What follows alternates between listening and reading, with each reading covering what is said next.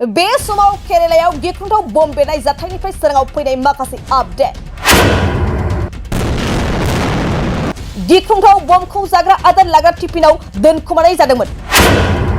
खेबसेनो थरब्रैनिफ्राय थरबासो गिख्रंथाव बमफोरा बेरफ्रुदों।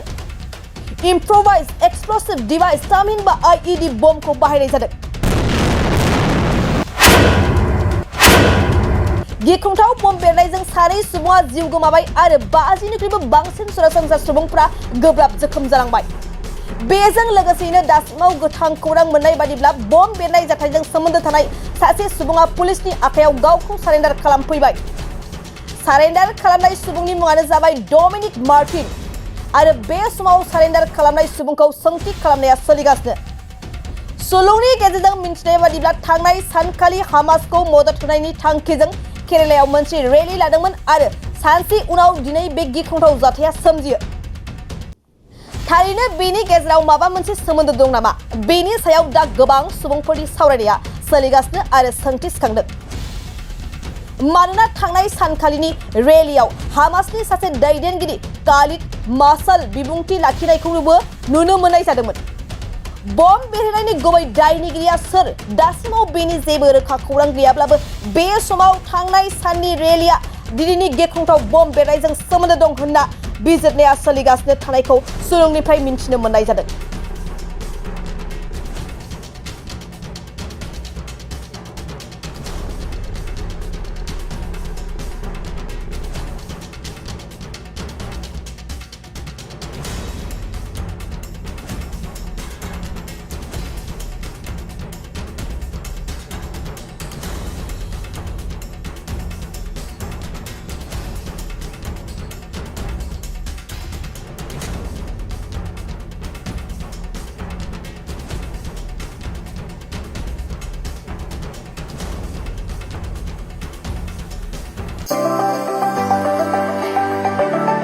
बङाइगाव साफागुरि र'डआव थानाय मेगना हुन्डाइ श'रुमा लानानै फैदों नोंथांमोननि सेराव फुजानि स्पेशेल अफार।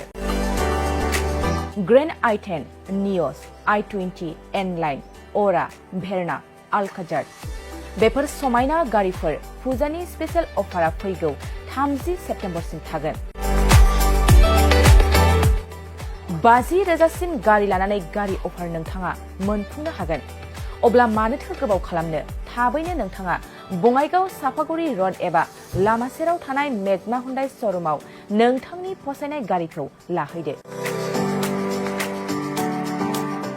गोबां मिथिनो थाखाय नैबे जानबुं नाम्बार 9101093856 8011827497 700279673 70026948111 आव खौरां लाहर। मेगना हुन्डाइ श'रुम बङाइगाव साफागुरि र'ड।